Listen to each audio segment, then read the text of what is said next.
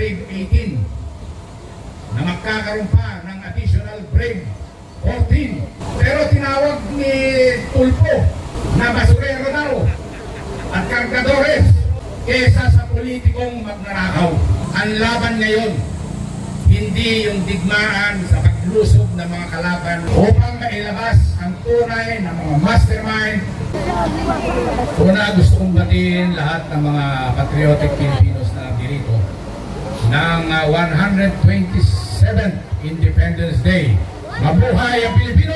Mabuhay! Mabuhay ang bayan! Mabuhay! Mabuhay ang Pilipinas! Mabuhay! Napakaganda na mensahe ni Amor. Matagal ding hindi nawala si Amor sa mga rally, no? Naging aktibo siya sa kanyang mga vlogs. Tama yung sinabi niya, dapat patuloy ang ating passion, no? Hindi dapat tayo nananamlay, nawawalan ng loob dahil talagang walang madali sa ginagawa natin. Mahirap to. Parang parang digmaan, no? Ako, matagal ko sa service. Tipo, at meron pa akong 9 years na public service. Pero patuloy pa rin kahit nag-retire na, nandito pa rin. At pinaglalaban pa natin. Marami na nagsabi. And even ang message ng ating Supreme Court Justice, si Chief Justice Gesmundo, na nagsalita nitong umaga sa Cavite. Alam mo ang mensahe niya? Ang laban ngayon, hindi yung digmaan sa paglusob ng mga kalaban na galing sa ibang bansa, kundi laban sa mga problema ng ating bansa, yung mga internal threat. Ano yung tatlong binanggit niya? Una, corruption. Pangalawa, ang sabi niya, apathy o sa Tagalog, kawalan ng interes. Marami sa atin, sabi, non-partisan, apolitical, kaya hindi sila nagsasalita. Corruption, kawalan ng interes. Meron pa siyang pangatlo na sinabi. Medyo alam mo, pag umiidad, medyo nalilimutan na eh. Pero, uunahin ko muna, maalala kayong pangatlong binanggit niya. No? Bakit? Unang-una niyang binanggit, corruption. Dahil nakita niya ang kawalang-hiyan ng gobyernong ito.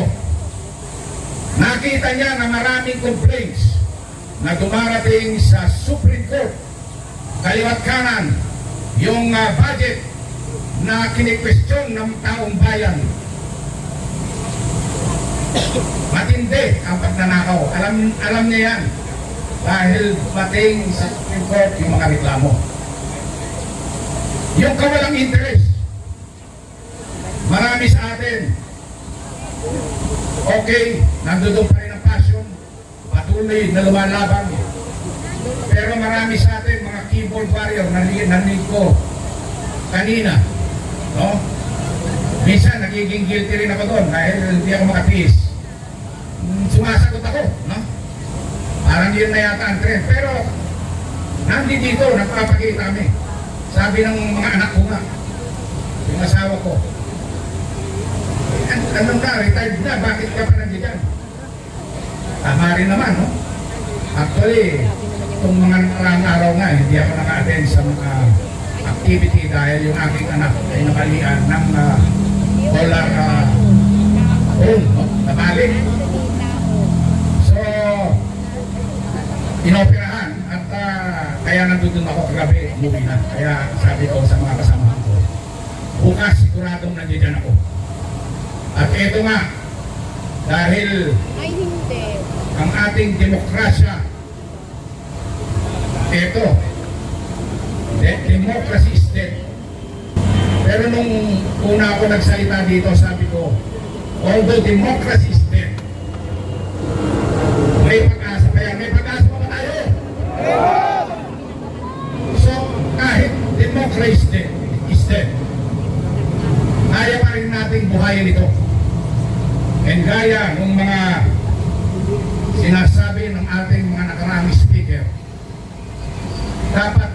patuloy natin itong gampanan. Kahit na dinidemolish nila yung mga nagsasabi ng katotohanan, dapat hindi mawalan ng loob ang ating mga witnesses, yung ating Brave 18, na magkakaroon pa ng additional Brave 14 at additional na Brave 7. Pero tinawag ni Tulpo, si Mang Kanor, sabi nung sa kabila, no? Na basurero daw at kargadores. Ano masama kung kargadores ka? Marami dito, malapit tayo sa pier.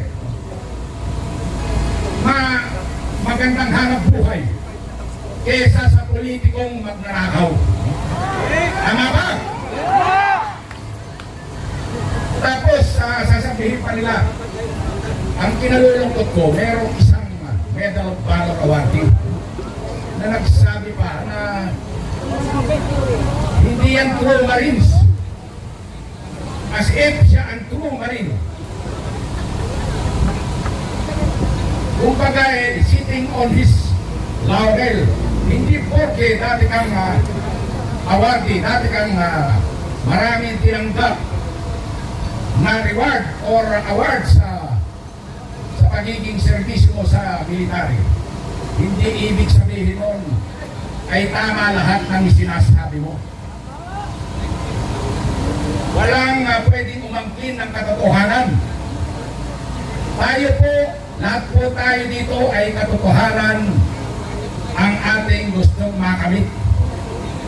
Kaya dapat ituloy ang investigasyon sa Blue Ribbon Committee upang mailabas ang tunay na mga mastermind at ang mga nagnakaw sa Senado at sa House of Representatives. Naniniwala pa kayo sa mga testimonya ng ating Brave 18? So, suportahan natin sila dahil may plano ang faith na majority na pigilin ang kanilang testimonya. Kaya nga nagkaroon ng lockdown. Biglang nung makakaroon ng hearing, work from home. Tapos nagsalita si Senator Gatchalian, kakaroon daw ng impeachment hearing sila, no? Sa 18, ewan ko kung natutuloy yun. Itong fake majority. So, pero ang duda ko, maaaring humarap lang si VP Sara sa tunay na Senate majority. Sa tunay na Senate, hindi ako harap sa fake na hearing. Harap sa tunay na hearing. Anyway, ito nga 127 Independence Day natin, ipatuloy natin ang laban. Ang tunay na independence ay yung may hustisya. Kailangan kamtin natin ang hustisya at sundin natin yung mga katagang binanggit ng ating Supreme Court Justice. Labanan ng korupsyon. Lalabanan pa natin ang korupsyon.